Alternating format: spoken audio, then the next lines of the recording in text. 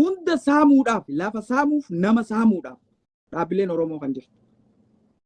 Ummanni Oromoodhaa if beekuu qaba.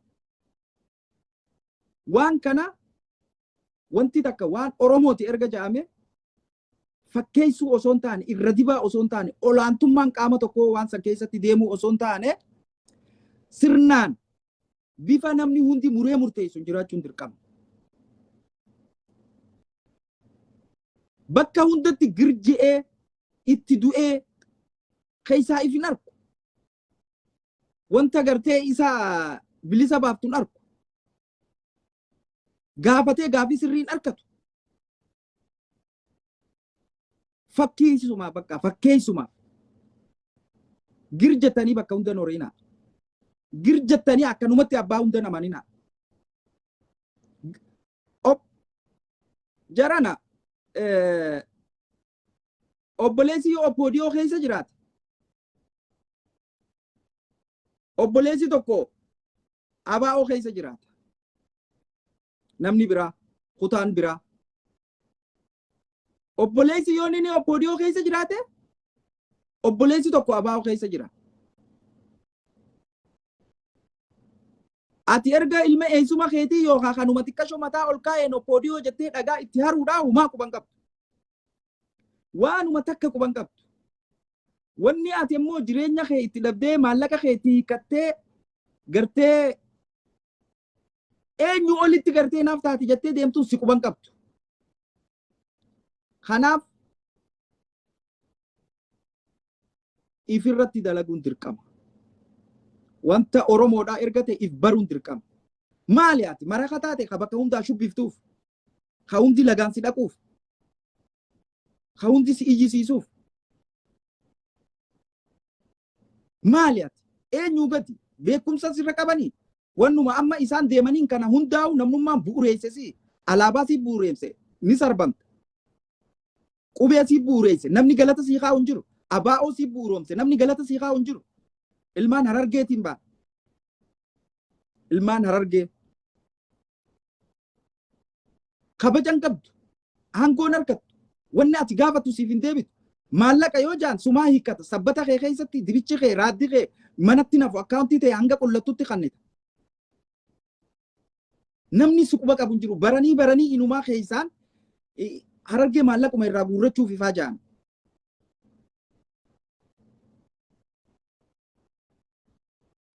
Maali ati kursii oowwisuuf itti aanaa ta'uudhaaf kursii oowwisuudhaaf yeroo itti aanu wasanuu silaa itti aanaa muree murteessuu danda'u taate wayyaa.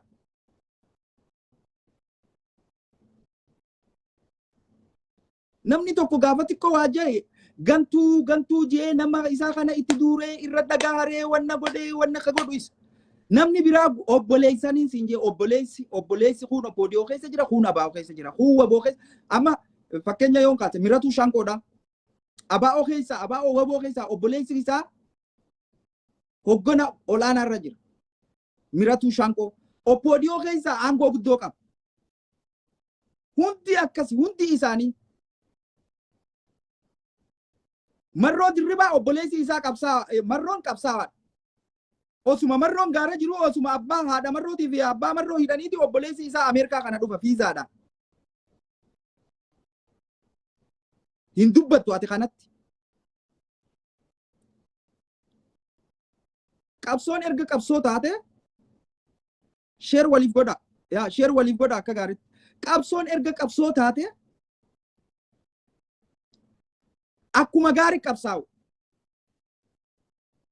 Ammoo akka ati qabsooytee yookaan waan feetu hin arganneef si dura bu'an dubbachuu hin dandeessu si qollofan namni ati dura buutee silaa hoogganuu barbaadu dhumaa jira biyyattii san keessatti jechuudha.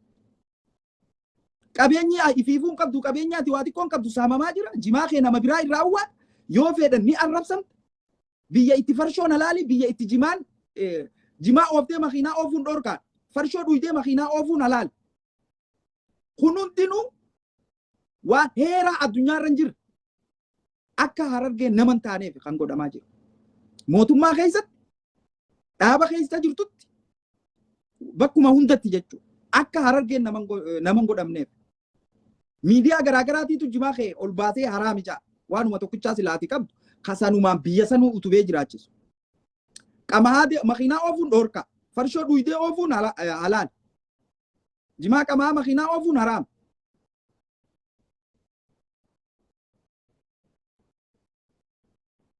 Warri oppoodiyoo keessa jiru mirguma isaatu falmachuu hin dandeenye.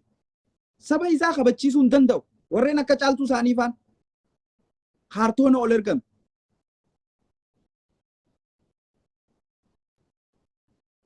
Biyyi akka Harargee, biyyi akka Baddeessaa, biyyi gartee akka Awwadaa itti gartee galii biyya sanii galchitu hin jiru. Karaa keessa qaxxaamuru malee waan takka hin qabdu. Ifaan hin ifuuf. Kaachii kana sirreessuu hin dandeenye. Ta haraam taate keessa, ta silaa halaal taate keessa, abaa'oo keessa hin jiru, kaafaa'oo keessa hin jiru. Waboo keessa hin jiru. Najaat ja'anii najaat kaahanii amma afaan isii luugamattiidhaan miyyoo jabduu. Miyyoo eenyu caalaa silaa jabduudha. Arraa miti duruu akka dhuunfatti waan guddaa hojjette. Akka dhuunfatti Oromoodhaaf wanna garagaraa hojjette. Gaafa rakkatte laayivii isiitiin, feesbuuka isiitiin dhufte. Gaafa dhimmi Oromoodhaa tokko rakkate, gaafa walloon beeloyte, gaafa rakkoon Oromoo keessa dhufte, laayivii isiitiin dhufte. Miidiyaa garagaraatu waafeera. Amma aangoo itti kannani waa poostiin gootu, waan barreessitu, nama keessaa baasan. Ganaa taakka jennee firii Najaatamsaa jenna ammaas.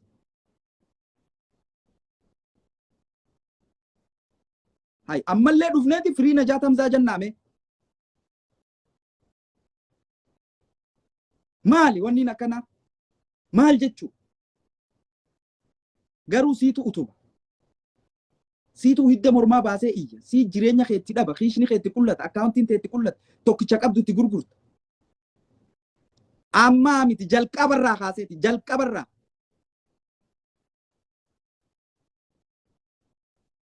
Waan namni si gaafate deebisuu hin dandeessu.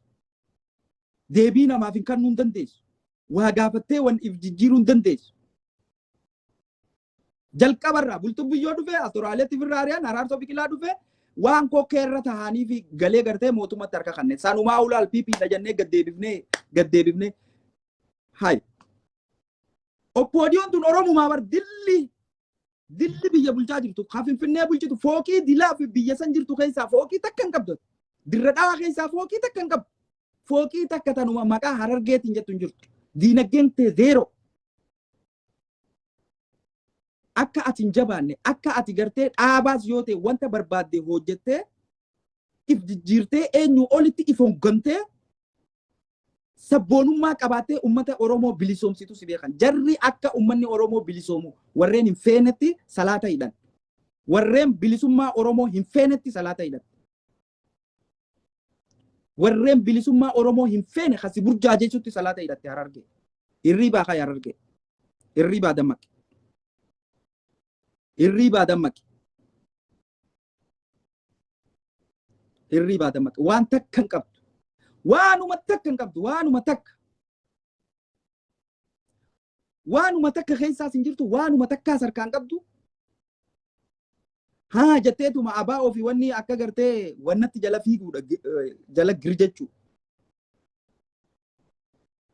Jarri hundi kun oppoodiyoo keessa.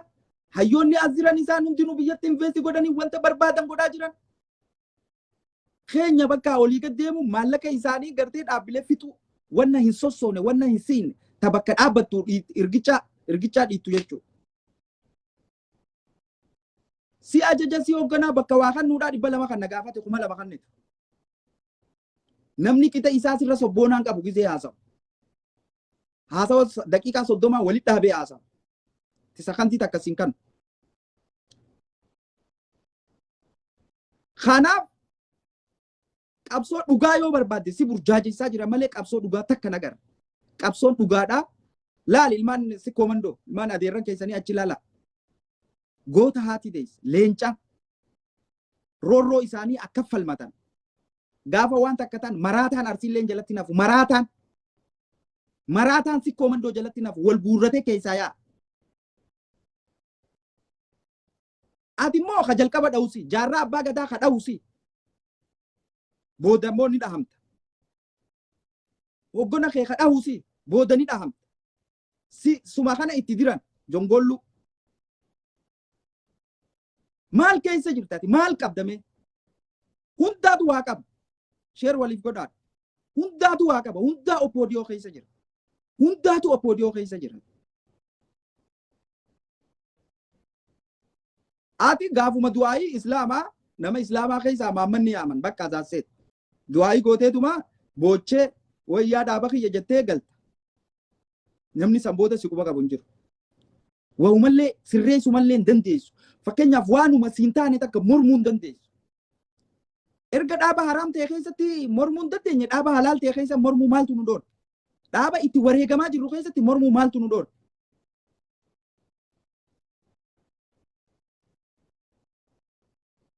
Hai. Okay, oppoodiyoon dhaaba naftanyaati. Gartee dhaaba biraati. Abaawoon dhaaba Oromooti. Itti du'aa jirti. Aarsaa itti kafalti. Lubbuun ilmaan Harargee kumaatamaan lakkaamteeti hoggantoota akka Leencoo akka Galaasaadhaa kana bahuudhaaf. Namni meeqa dhumeeti ka isa asiin eeydan. Gootonni keessan meeqa dhume keenya ka haffaattuu gartee Somaalee seenee Somaalee jalatti jala deemanii ajjeesan kakka mul'is gadaa.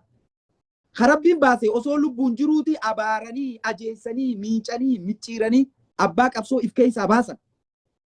Suma ka kana godhu. Suma kanuma gosa isaa. Suma itti diran.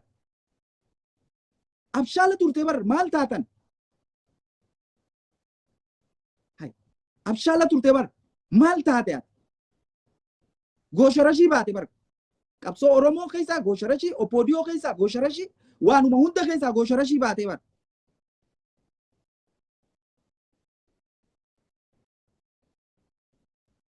Maal jechuu? Yoon inni gartee gaafa bilisoomnes obboleessa kiyya akkatti itti duutee warra amma oppoodiyoo keessa taa'ee horii horatuutu hogganaa wajji footoo ka'uun harkattu. Hogganaa wajji. Waan feete yoo taates hoggantoota wajji footoo ka'uun harkattu. Kun maallaqaaf si barbaada, kun waan biraatiif si barbaada. Hin ta'u akkanni. Qabeenyi keessa hamamaa jira. Galii kagalchu si. Lafti tee waan takka hin qabdu. Fooqii dhadhaabbattu keessaa waan takka hin qabdu. Waan takka. Dirra dhahaa keessaa hin qabdu. Harar keessaa hin qabdu. Magaalaanis magaaluma tee qofaa federaala ta'a. Magaaluma Harargee keessa jirtu federaala ta'a.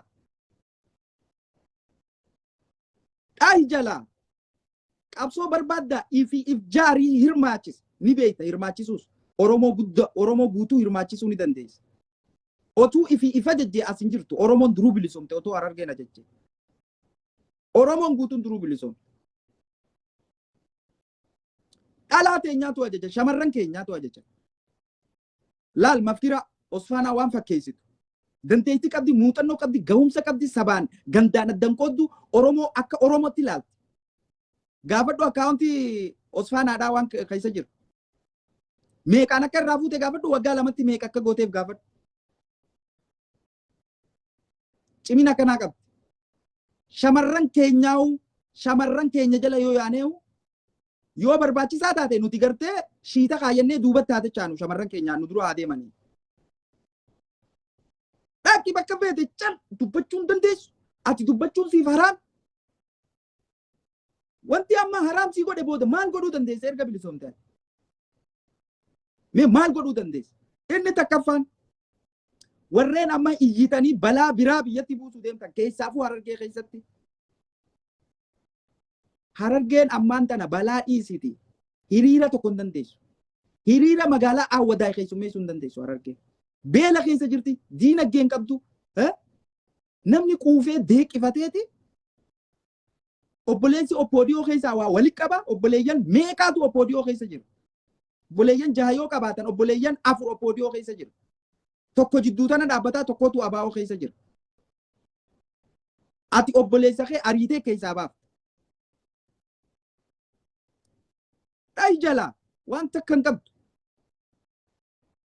Amma nagaa xiqqashoo gartee maali? Warri amantii too waan Shaamiin Ibroo Jawusan biyyituun siif haraamiyaati. Si haraami biyya bulchuun. Eenyu haraam si godhe? Okay, opodiyoo seenuu numa haraam wali godhe opodiyoo kitilleyyoo jala deemtu maali waliin jenna kabiraan silaa numa seena duriyaas numa seena. Namni abaa'oo ganuu hedduudha keenyumaa arrabsama. Kumaatama namni abaa'oo ganu keenyumaa arrabsama. Namni gartee opodiyoo keessa seenus kumaatama keenyumaa arrabsama. Maal jechuu qabsoo akkamii jirtaati? Hiddii onnee si citee bara osoo hiddii onnee nu citee jira. Kanaaf dhahi jalaa.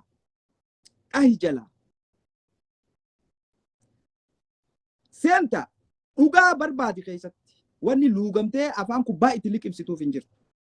Amma Najaat Hamzaa waan godhan kanuma bakka kanuma yoo isin xiqqashoo wanna jettee akka cuqqaalaniiti osoo isin feesbuuka isin rapoosti waan goon osoo isin nama jabaadha nama ismaartiidha nama sabboonaadha Najaat yoo ka dhugaa dubbannu taate nama dhimmi Oromoo isii quuquudha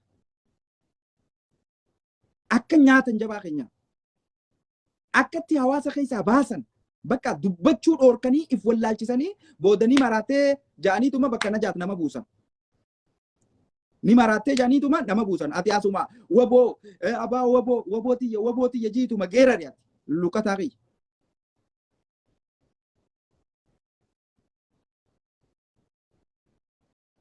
Ni beeyna waan beeynu jechuudha. Amma yoo laalte kana dura yoo laalte akka dhuunfatti gaafa OMN keessa jiru speechin isin gootu dubbiin isin dubbattu taaddaa quuqamni isii kaaddaa gaafa dhaaba keessa hin jirre afooshaa keessatti dhaabbilee garaagaraa keessatti afran qalloo keessatti waldaa dubartootaa keessatti hiriira irratti ismaartiidha.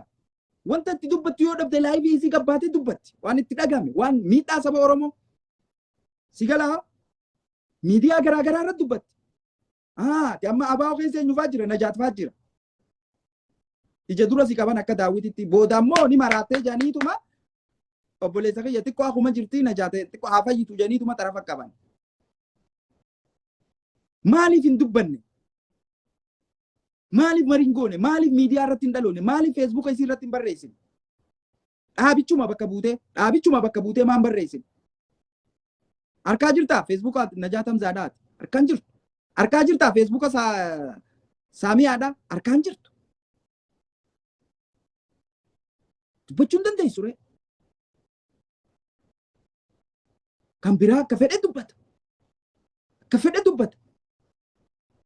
Koree keessa waa sirreessuu hin dandeessu. Wanta singaliin gaafachuu hin dandeessu. Maal jechuu kun? Oppoodiyoo keessaa waan qabaatin maali? Bakka hundaa numa dhahamtaati. Numa dhahamnaa. Haa hafnu girjechuu kanarra yoo gabrummaa taates Oromoo guutuu waliin gabroomu jira. Duuti biyyaa wajjin hirriib. Yoo bilisummaa taates boosilaa ifii wal dura deemtee ati hirmaachiftee takka bilisoomta wallaahi. Takka bilisoomta yoo beekumsaa, yoo sabboonummaa, yoo tokkummaa, yoo jaalala Oromoo, yoo wal qixxeessuudha si biratti naf. Uummata Harargee biratti inuma naf. Maali waan hunda keessa hagayoon goosharashii baata. Qabeenya ati silaa ergattu biyya keessaa maali wanni ati silaa daddalagattee gartee ilmaan ittiin guddifattu haga haraam godhutti miidiyaan dhibbi takka BBC'n irraa nafu miidiyaan Amaaraa irraa nafu wanti garaa irraa nafu jimumaati tokkichaa qamaatu kana sirra irra jibbisiisaa oolan. Hanga heerri itti be'ee biyyattii keessatti xiqqeessuu jechuu bar xiqqeessuu gadhaa'uu jechuu bar jimaa qamaa makiinaan oofuun haraami. Farshoo dhuydee makiinaa oofuun halaal. Si gala. Isaan keessatti naf jalaan baan abaa'oo keessa jalaan baan kafaa'oo keessa jalaan baan bakka haa dhufee sabbata hiikkatu Oromummaa jee qaboo isa. Fakkeenya maaf hin godhanne nuti ilmaan sikkoo mandoo kana. Maaliif fakkeenya hin godhanne? Mirgi isaanii hin dhiibamu. Wanta barbaadan jijjiiruu danda'a.